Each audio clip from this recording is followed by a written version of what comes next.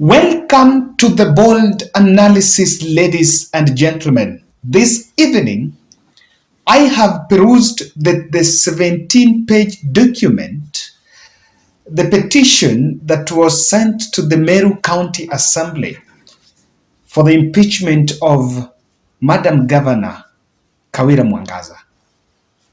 That's hot air. And one thing we know the history of impeachments in this country.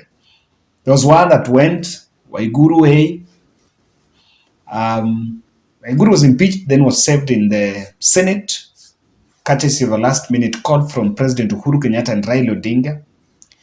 And I don't know, the only two governors that were successfully ejected from office through impeachment motion was Ferdinand Waititu and Mike Mbuvi Sonko. You can add someone on that list if I forget. The process of impeaching a governor is not as easy as what Meru MCS are actually trying to do. And in this case, I need to say a disclaimer that I'm not coming here to defend the governor whatsoever. But one thing, the word gross violation of the Constitution seems is being abused. People need to come with finer details. Gross violation is so general. But the governor herself spoke, and she's saying that I am ready to spill the beans. Listen to that here.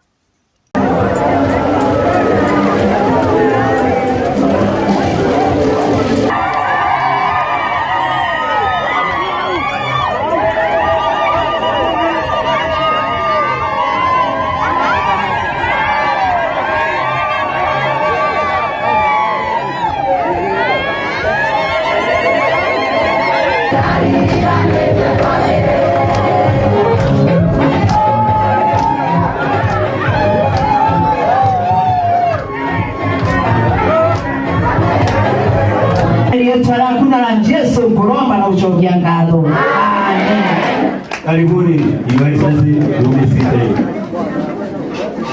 Anaende tukuaneni. Hata zile story mnasikia hapa pale, sisi hatuko pande ile, bado tunachapa kazi. Mawakili watapambana na mawakili wengine. Lakini ninajua jambo moja. Ukweli haufishiki. You cannot hide the truth. Lazima ukweli utajulikana. And this is the right time, and I really want to appreciate na kusema ni asanti kwa Mungu. Maana hiyo kasumba mingi, umeandikana, umefanya hivi, siku inafika na tutaanika peupe ili ulimwengu ujue ukweli. Kama wangelipeleka hatungejua ukweli. Lakini sasa maana wamekimbia wamepeleka, tutajua ukweli.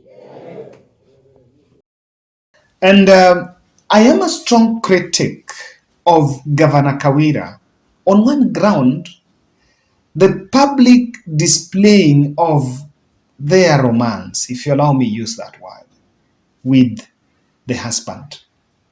Because to the members of public, we know that we have governors that even their spouses have never been seen. In the 10 years that they were in office, their spouses, their wives or their husbands have never been seen. Even though we understand that their spouses also play a very critical role. Coming out in public and all that vigor and stylistic, is what did not augur well. And I support Meru MCS on that of course, that is it. But it is also about time we have a very candid conversation. And even if need be, we get a legal framework on the threshold of work or the scope of work that spouses of governors and even presidents can do in this country. Rachel Ruto is doing projects on now tea planting and one also on the churches. Very good project. Former First Lady Margaret Kenyatta was beyond zero, intervention on maternal health, a very big project. Kawira Mwangaza, husband, was given some role as ambassador of the county somehow. And we have seen spouses of the wives of governors from the Western Wing lobbying that allocation should be given to them so that they do something. We have in the Constitution office of the First Lady, yes, but we don't have office. I don't know that we have office of the First Lady in the county.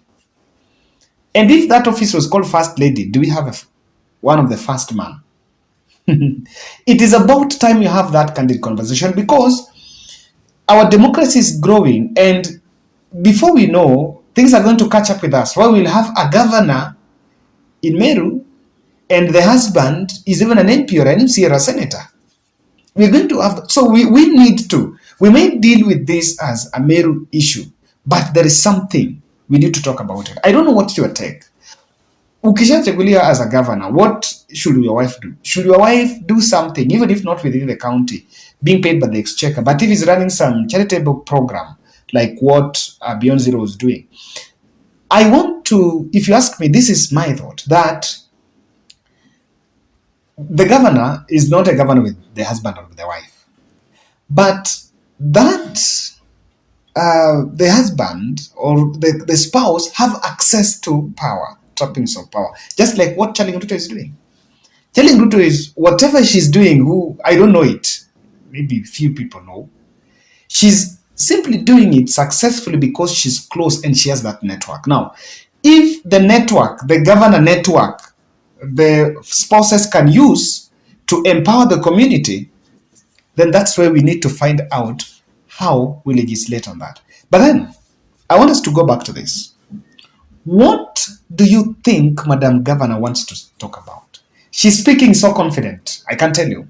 She looks so confident, and she has taken a turn, and that she's going to talk to the people. I remember the first instant when she spoke about, she called a meeting, the MCS walked out on her, and there are many things in it. So I want to tell you 4 things. I've drawn this because I've read that document.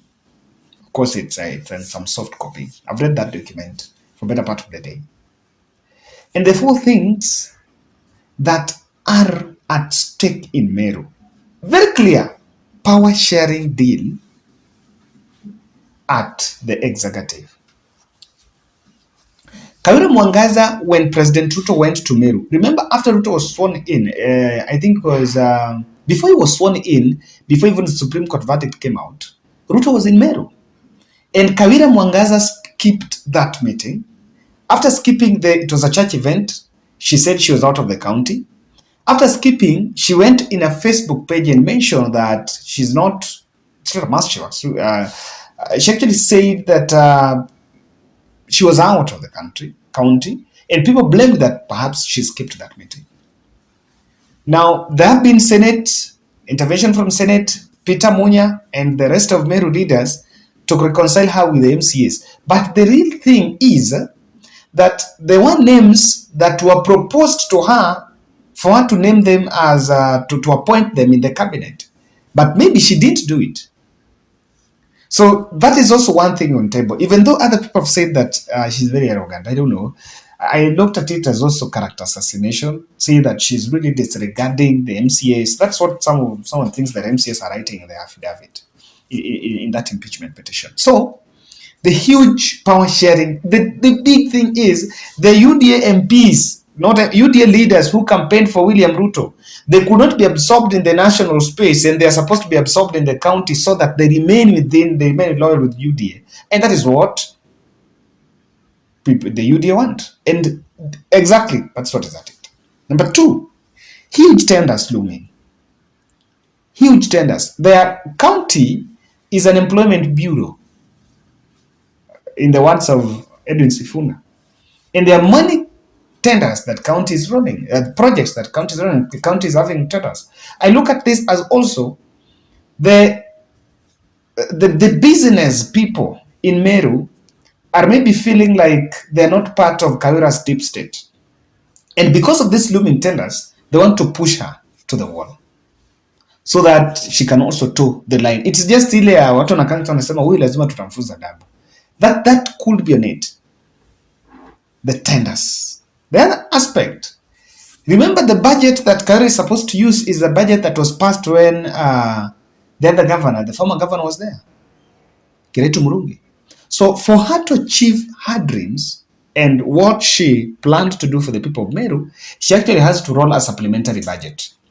What I have exclusively gathered from one of the MCs, a very good friend of mine, I should not mention, who was my schoolmate, is that supplementary budget that is supposed to be taken there, I think it's been going through a lot of audits, where she's given a supplementary budget and the committee that's sitting at the county assembly is also having a mind of what exactly they should think. And I need to mention the MCA I talked to is an Azimio MCA, that there are many things that the Meru County Assembly is under capture. Governor Takahi, they also had their own plans and a lot of things. MCS are complaining about the part DMs and also and you know, governor is doing. I think they want the governor to do a lot of foreign, you know, Mombasa, Nini, Grant. I am one. My position on for devolution to work, a governor must not be a friend to the MCAs, otherwise they will fleece the county. Governor and MCAs, they should not be together. They should not go together, because on that, the MCA will not play his role of being the oversight. He will not oversight the executive if they go together. And the person who loses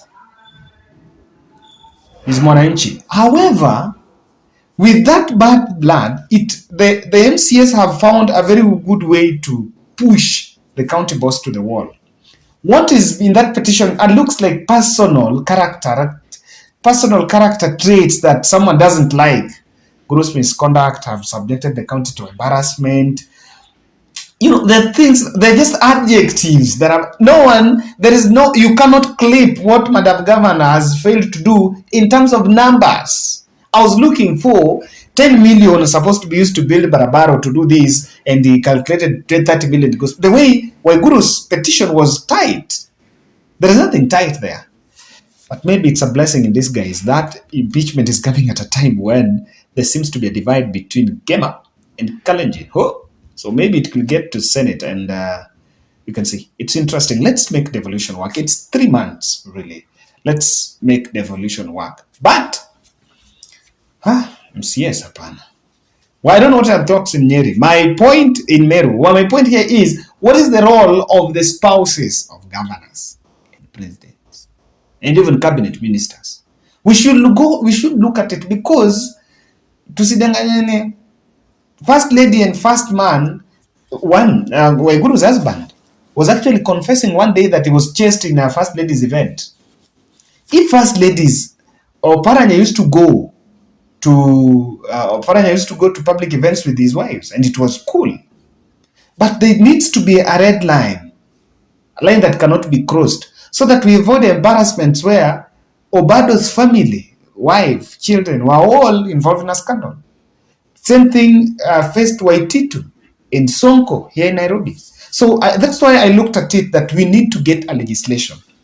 Whatever is happening in Meru is stemming from that one point thing, that Madam Governor and the husband are not working in tandem with MCS. That's my take.